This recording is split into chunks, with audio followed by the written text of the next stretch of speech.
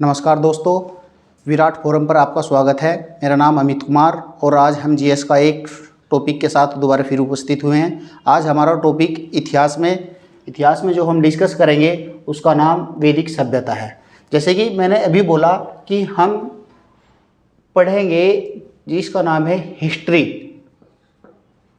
इसको हिंदी में अगर हम जाने तो इसको बोलते हैं इतिहास। तो पहले हम इसके बारे में जान लेते हैं कि वास्तव में इतिहास और हिस्ट्री क्या होता है, फिर टॉपिक के बारे में अपने आते हैं वापस। जैसे कि लिखा हुआ है हिस्ट्री को अगर हम दो भागों में तोड़ें तो इसको दो भागों में लिखा जाता है। जैसे लिखा हुआ इसको लिखा जाता है हिज प्लस अ स्टोरी। अगर इसका हिंदी में मीनिंग जाने तो इसको कहा जाता है उसका, उसकी, और इसका हिंदी में मीनिंग है कहानी। तो हम इसके अंतर्गत जानेंगे उसका, उसकी कहानी। यानी कि इतिहास के अंतर्गत हम जिस चीज़ के बारे में जानकारी कलेक्ट करते हैं उसका, उसकी कहानी। जैसे एक राजा थे, राजा अशोक, उसकी कहानियों के बारे में, उसके द्वारा किए गए कार्यों के बारे में, इतिहास को सरल भाषा में जानने के लिए उसको तोड़ा जाता है। जैसे लिखा हुआ है यहाँ पर, अगर इसको भी दो भागों में डिवाइड किया जाए तो इतिहास को लिखते हैं इति प्लस हास, ये लिखा जाता है। इति आपने 10th क्लास में पढ़ा होगा जब आपने ट्रिग्नोमेट्री पढ़ी होगी, इति सिद्धम, और इस साइड में लिखा हुआ है हास। इसका मतलब है कि जो चीज़ घट गई है उस चीज़ को सिद्ध करना। यानी कि इन दोनों बातों का मीनिंग एक है कि जो घट गया उस चीज़ को तथ्यों के द्वारा हमें साबित करना इतिहास कहलाता है। और इतिहास के अंतर्गत जो आज हमारा टॉपिक है उस टॉपिक का नाम है वैदिक सभ्यता। वैदिक सभ्यता का टाइम पीरियड 1500 से 1000 है। और अगर वैदिक सभ्यता को देखें तो वैदिक सभ्यता को दो भागों में बांटा जाता है। पहले ऋग वैदिक सभ्यता, दूसरा उत्तर वैदिक सभ्यता।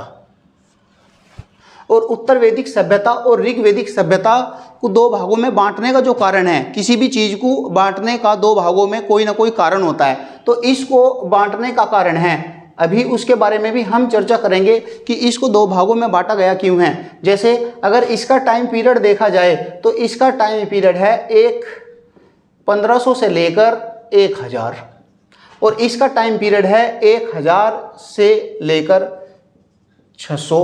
अब हमने देखा कि ऋग्वैदिक सभ्यता को 1500 से लेकर 1000 के बीच में बांटा गया है, जबकि उत्तर वैदिक को 1000 से 600 तक बांटा गया है। तो कोई ना कोई कारण है जो बता रहा है कि इसको 1000 तक ही रहने दीजिए। अगर इतिहासकार इसको 1500 से लेकर यहाँ से 900 लिख देते तो क्या हम उस बात को नहीं मानते। लेकिन इतिहासकारों ने इसको बांटने का कारण बताया कि इसको 1000 ही लिखा जाए। तो 1000 में कुछ बहुत महत्वपूर्ण घटना घटित हुई और उसी के आधार पर वैदिक सभ्यता को दो भागों में बांटने का काम किया गया।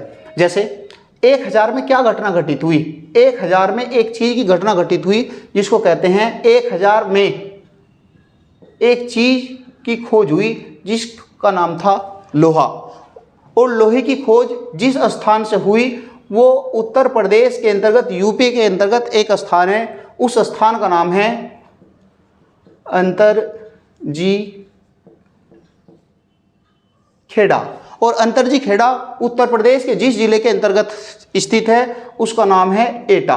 तो यहाँ से पेपर में क्वेश्चन पूछा गया, बताइए निम्नलिखित में तो लोहे के साक्ष्य सर्वप्रथम किस स्थान से प्राप्त हुए? तो आपके सामने उत्तर लिखा हुआ अंतरजी खेड़ा। अगर अंतरजी खेड़ा नहीं पूछा जाता तो पूछा जाता है उत्तर प्रदेश के किस जिले से सर्वप्रथम लोहे के साक्ष्य प्राप्त हुए, तो उसका नाम आपके सामने लिखा हुआ एटा जिला से। इस प्रकार क्वेश्चन की परिपाटी एग्जामिनर तैयार करता है। तो यहाँ से हमने देखा कि इसको दो भागों में बांटने का कारण। अब ये देखते हैं ये लिखा गया क्या है। ये है वैदिक, इसके बारे में भी जानकारी कलेक्ट करते हैं कि इसका मतलब क्या है।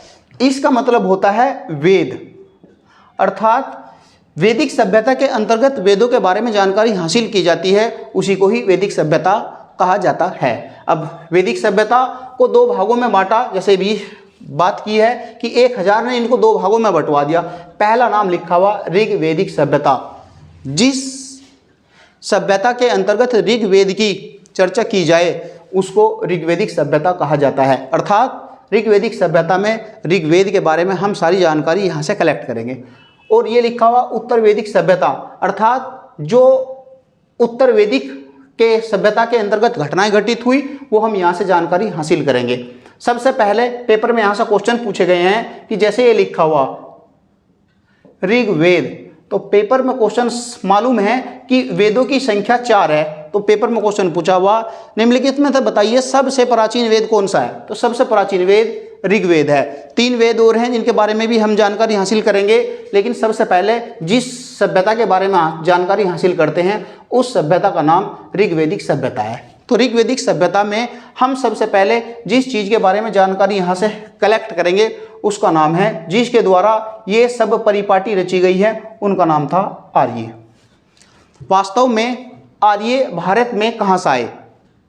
मध्य एशिया से भारत की ओर अग्रसर होते हैं आर्य। अब एक वर्ड लिखा गया है मध्य एशिया, मध्य एशिया से भारत की ओर आते हैं। अब भारत में आने का ऐसा क्या कारण था कि वो भारत की ओर ही बढ़े? अगर आप मैप को देखें तो मैप में बीच में एशिया के मध्य एशिया और उससे भारत की ओर अग्रसर हो रहे हैं आर्य। अब आर्य आ क्यों रहे हैं भारत के अंतर्गत? आर्य इसलिए भारत के अंतर्गत आ रहे हैं क्योंकि वो पशु चारण व्यवस्था पर आधारित थे, यानी कि अपने पशुओं के लिए चारागाह की खोज के लिए भारत की ओर अग्रसर हो रहे हैं, इसलिए आर्य भारत की ओर आ रहे हैं। अब भारत में जब आ रहे हैं तो भारत में आने के बाद किसी न किसी स्थान पर आर्य बसेंगे आकर। तो अलग अलग विद्वानों के द्वारा आर्यों के बसने का स्थान अलग अलग निर्धारित किया गया है। इसको हम अभी देखेंगे कि किसने कहाँ उनको बताया कि आर्य किस स्थान पर सबसे पहला आकर बसे, तो उसके बारे में जानकारी देखते हैं। तो देखते हैं कि आर्य किस स्थान पर सबसे पहले आकर कहाँ पर बसे। देखिए, हमने कहा कि हम अभी सप्त सिंधु प्रदेश के बारे में जानते हैं। सप्त सिंधु का अर्थ है 7 नदियों का क्षेत्र। जैसे लिखा है चिनाव, चिनाव का प्राचीन नाम अस्कनी, सतलज, सतलज का प्राचीन नाम शतुर्दी, व्यास का प्राचीन नाम विपाशा, रावी का प्राचीन नाम पुरुषणी, झेलम का प्राचीन नाम विस्तता, और सिंधु का नाम सिंधु ही है, सरस्वती का नाम सरस्वती है। तो इस प्रकार हमने एक वर्ड के मीनिंग जानी का प्रयास किया, जिसका नाम था सप्त सिंधु प्रदेश। सप्त सिंधु प्रदेश के बारे में जिस इतिहासकार ने बताया था उनका नाम था अविनाश नाथ। इन्होंने बताया कि आर्य जब भारत में आकर बसे तो वो सप्त सिंधु प्रदेश के अंतर्गत बसे। तो सप्त सिंधु प्रदेश उस प्रदेश को कहा जाता है जिसका अर्थ है 7 नदियों का क्षेत्र। अब हम जानते हैं कि जब वो यहाँ आकर बसे तो ये लिखा हुआ सिंधु नदी, सिंधु नदी आर्यों की सबसे महत्वपूर्ण नदी थी। पेपर में अगर क्वेश्चन बना आर्यों की सबसे महत्वपूर्ण नदी कौन सी है, तो हमारा जवाब होगा कि वो सिंधु नदी है। जबकि अगर एक वर्ड पूछा जाए कि आर्यों की सबसे पवित्र नदी कौन सी है, तो उस पवित्र नदी का नाम है सरस्वती नदी। जैसे फिलहाल वर्तमान में भारत की सबसे पवित्र नदी गंगा नदी को माना जाता है, उसी प्रकार आर्यों की सबसे पवित्र नदी जो मानी जाती थी उस नदी का नाम सरस्वती है। इसलिए ऋग्वेद के अंतर्गत सरस्वती के बारे में कुछ नाम मिले। जैसे पेपर में क्वेश्चन बनते हैं, निम्नलिखित में से आर्यों की किस पवित्र नदी को नदी तमा के नाम से जाना गया? इसका एक नाम मिला माते तमा, इसका एक नाम मिला देवी तमा। पेपर में क्वेश्चन बना नदी तमा, माते तमा, देवी तमा के नाम से निम्नलिखित में से किस नदी को जाना जाता है? तो उस नदी का नाम सरस्वती नदी है।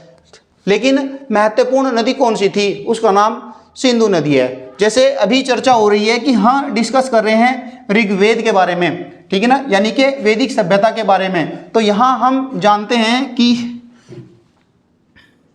जिस समय ऋग्वेद की रचना हुई उसी समय वर्ल्ड के अंतर्गत एक ग्रंथ और इसी के साथ में लिखा गया।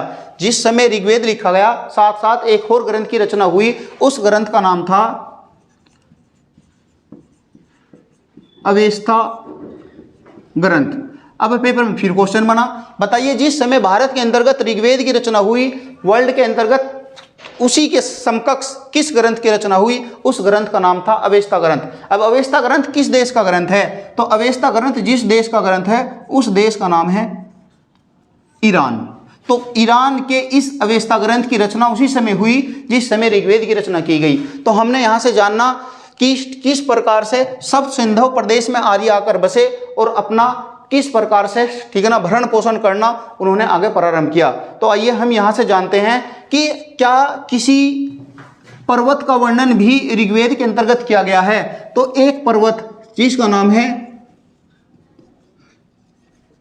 हिमालय, हिमालय की एक चोटी है, उस चोटी का नाम है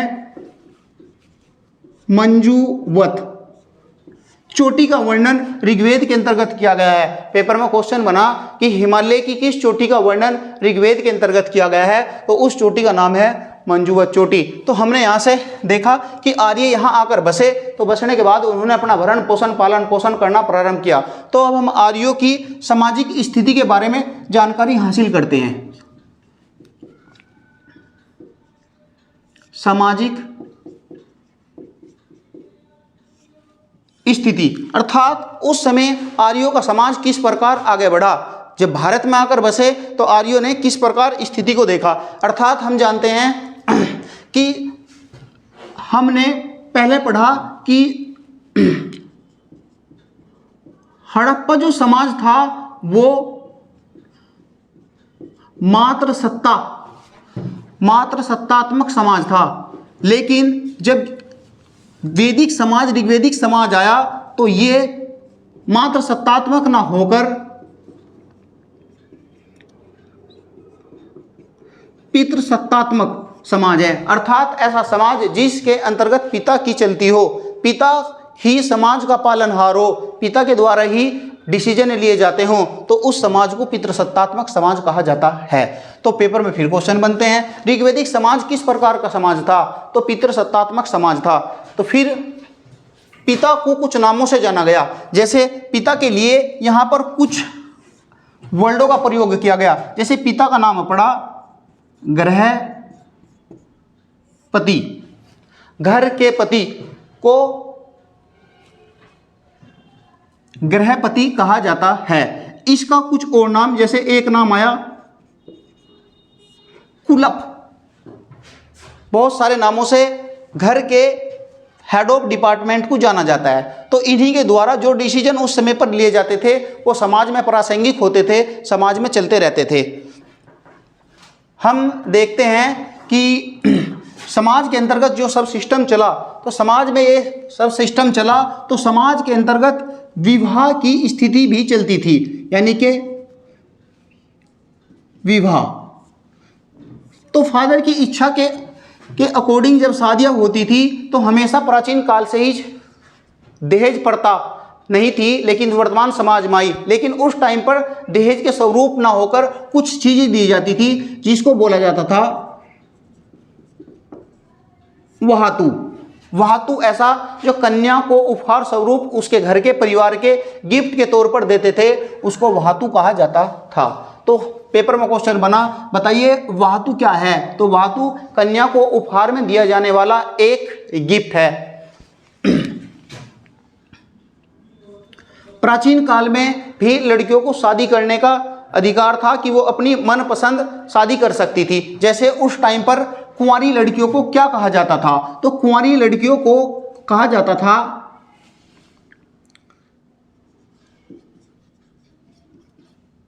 दुहिता।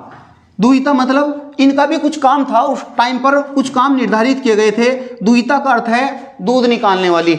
उस टाइम पर क्योंकि कबीलाई व्यवस्था थी, कबीले में लोग बाग निवास करते थे और कबीले में निवास करने के बाद एक जगह से दूसरी जगह अपने पशुओं को चराते थे, तो जो पशु चरकर वापस आ जाते थे तो जो कुंवारी लड़कियां होती थी वे उन पशुओं का दूध निकालने का काम करती थी, इसलिए उनके लिए एक वर्ड प्रयोग किया गया जिसका नाम था दुहिता। अगर पेपर में क्वेश्चन बना बताइए उस समय पर कुंवारी लड़कियों को क्या कहा जाता था, तो लिखा हुआ उन कुंवारी लड़कियों को दुहिता कहा जाता था। इनकी शादी होगी, लेकिन कुछ लड़कियां ऐसी थी जिन्होंने कहा कि हम आजीवन भर शादी नहीं करेंगे, समाज के अंदर रहेंगे, लेकिन हमारा मन नहीं करता कि हम, ठीक है ना, ऐसे बंधन में बंध पाएं। तो उन लड़कियों को, जो लड़की कभी भी शादी नहीं करेगी, उसको बोला जाता था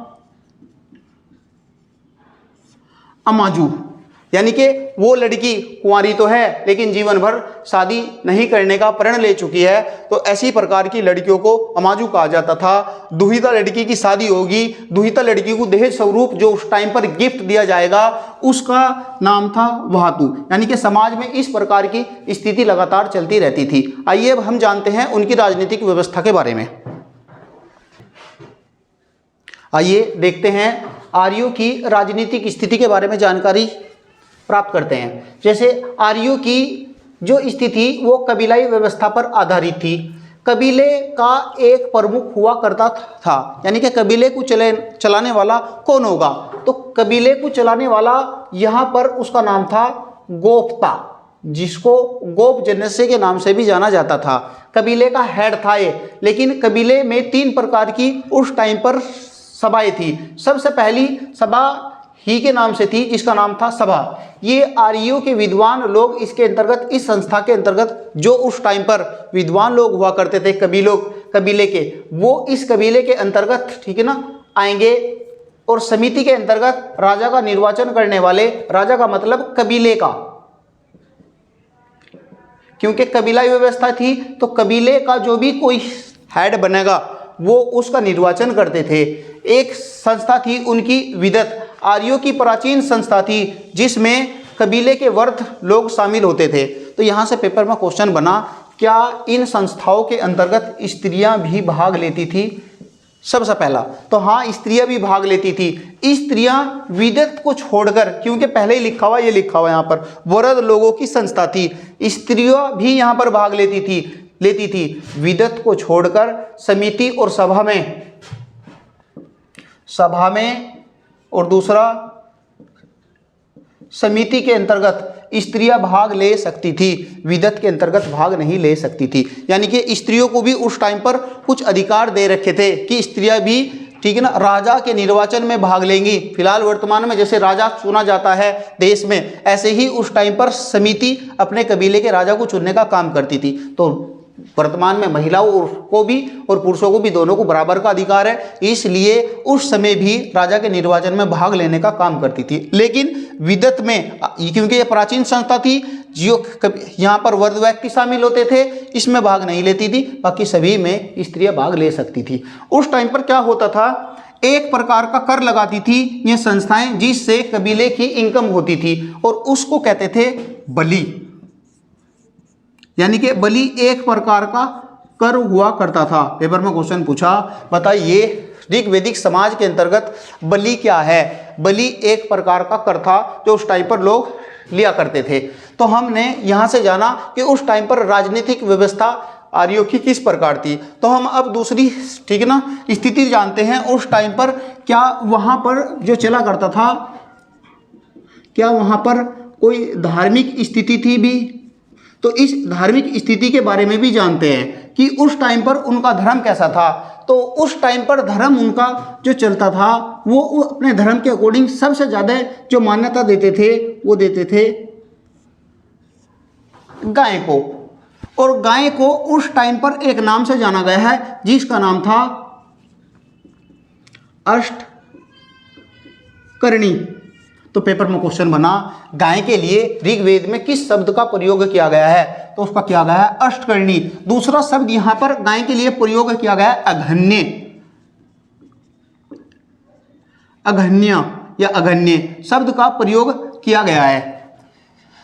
अघन्य शब्द का मतलब है गाय को ना मारने वाला, अगर कोई व्यक्ति उस समय गाय को मार देता था तो उसको या तो कबीले से निकालना पड़ता था या फिर उसको मृत्यु दंड की सजा दी जाती थी। इस प्रकार गाय को मारने वाले को देश निकाला तक दे दिया जाता था। गाय उस टाइम पर वस्तु विनिमय प्रणाली का काम करती थी, अर्थात जिस कबीले के पास जितनी गाय होंगी वो कबीला उतना ही संपन्न और धनी होगा। अगर किसी के पास में गाय नहीं है तो फिर वो वस्तु विनिमय प्रणाली यानी कि खरीदने का काम किसी वस्तु को किस प्रकार से किया करता था, यहाँ से भी पेपर में क्वेश्चन बने हुए हैं, तो किस प्रकार करता था। तो एक चीज है जिसको बोलते हैं निष्क। निष्क का प्रयोग किया था। निष्क गले में पहनने वाला एक सोने का आभूषण, सोने का एक टुकड़ा होता है जिसको निष्क कहा जाता है। तो गले में पहनने वाला किस धातु का बना हुआ, सोना धातु का बना हुआ है निष्क, गले में पहनने। जिसके कबीले के पास में अगर गाय की संख्या कम होती थी तो वो निष्क धातु का प्रयोग करता था। गले में पहने जाने वाला एक आभूषण है, उसका प्रयोग कर कर फिर अपनी आवश्यकताओं की वस्तुओं को खरीद लेता था। इस प्रकार उनकी धार्मिक स्थिति लगातार चलती रहती थी। इसके बाद हम देखते हैं कि वो किन देवताओं की पूजा उस टाइम पर किया करते थे। तो आइए हम जानते हैं कि वो उस टाइम पर किन देवताओं की पूजा करते थे। आइए हम जानते हैं ऋग्वेदिक देवताओं के बारे में। उस समय पर ऋग्वेदिक देवता 3 भागों में बटे हुए थे, पृथ्वी के देवता, अंतरिक्ष के देवता और आकाश के देवता। पृथ्वी के देवताओं में सबसे पहले जो नाम आता है वो स्वयं पृथ्वी का ही नाम आता है, पृथ्वी देवता। पृथ्वी देवता यानी कि एक महिला, यानी कि इसको कहा जाता है जगत माता। जगत माता के नाम से किसको जाना गया है, उसका नाम था पृथ्वी। दूसरा नाम था अग्नि। अग्नि को पृथ्वी के सर्वश्रेष्ठ देवताओं के नाम से जाना गया है। तीसरा नाम आता था, इसी को अग्नि को ही कहा जाता था मृत्यु लोक व स्वर्ग लोक के बीच विभाजक। पेपर में क्वेश्चन बना, मृत्यु लोक और स्वर्ग लोक के बीच विभाजक करने का काम निम्नलिखित में से कौन सा देवता करता है। तो उसका उत्तर आपके सामने लिखा हुआ, उसका नाम है अग्नि देवता। नेक्स्ट तीसरे नंबर पर आता था सोम देवता। सोम वनस्पति के देवता, सोम पेय पदार्थ है एक, उसको ही वनस्पति के देवता के रूप में जाना जाता है। तीसरे नंबर पर, चौथे नंबर पर आता था सरस्वती। स्त्रियों की देवी होती थी, इसको सरस्वती के नाम से जाना जाता था। अंतरिक्ष के देवता के अंतर्गत सबसे पहला नाम इंद्र का आता था। इंद्र युद्ध के देवता के नाम से जाने जाते थे। अंतरिक्ष के सर्वश्रेष्ठ देवता के नाम से इंद्र को जाना जाता था। इंद्र को एक नाम से और जाना जाता था, इंद्र को कहते हैं पुरंदर। पुरंदर, किलों को तोड़ने वाला किसको कहा जाता है, तो उसका नाम इंद्र है। इंद्र को मेघों को रोककर जल की वर्षा कराने वाले के नाम से भी जाना जाता था। आंधी तूफान के देवता के नाम से भी इंद्र को जाना जाता है। और दूसरे नंबर पर जो देवता आता था उनका नाम था रुद्र। रुद्र पशुओं के देवता, इंद्र रुद्र को पशुओं के देवताओं के नाम से जाना जाता था। तीसरे नंबर के देवता थे आकाश के देवता।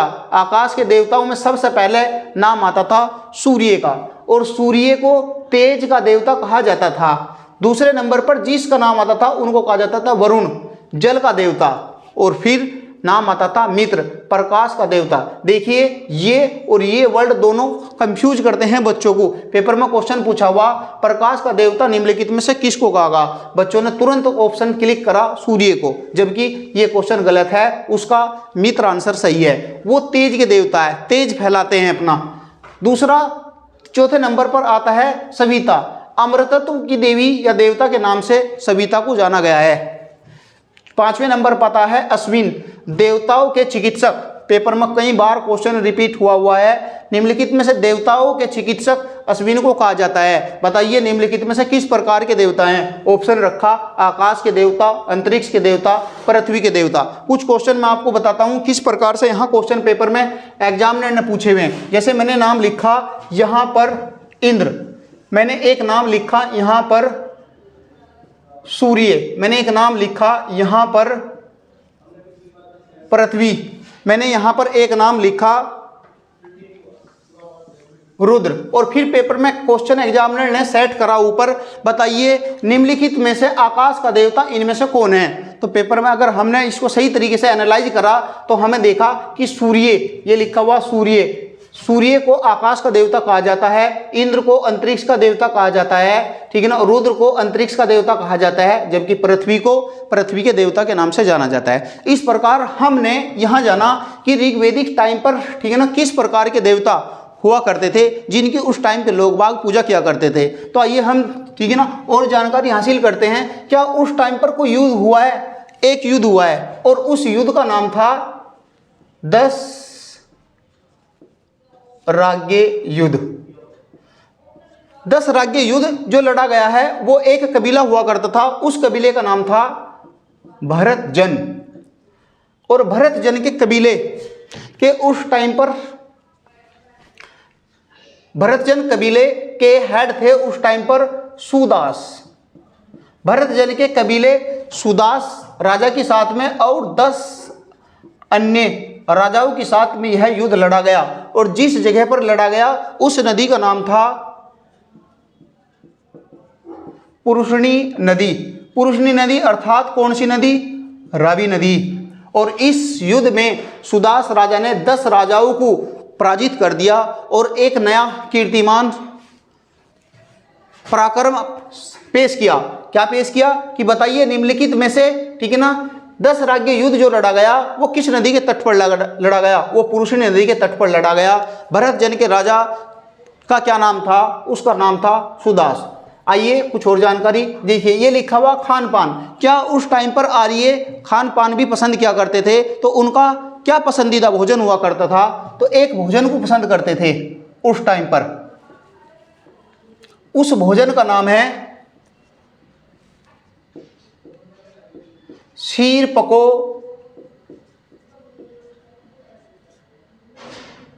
मोदनम।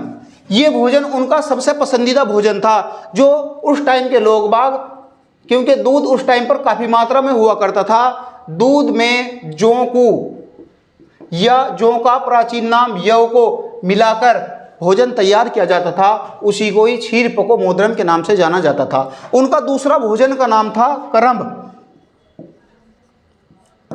इस भोजन को भी वो पसंद किया करते थे। इन दोनों भोजनों को आर्य सबसे ज़्यादा पसंद करते थे। तो हमने इस वीडियो के अंदर जाना कि किस प्रकार आर्यों की स्थिति हुआ करती थी, किस प्रकार से वो किस स्थान पर आकर बसे, उनका खान पान क्या था, उनकी धार्मिक स्थिति क्या थी, उनकी राजनीतिक संगठन क्या था, कौन सी सभा समिति में स्त्रियाँ भाग लेती थी, उनके बारे में जानने की इस वीडियो के अंतर्गत हमने प्रयास किया।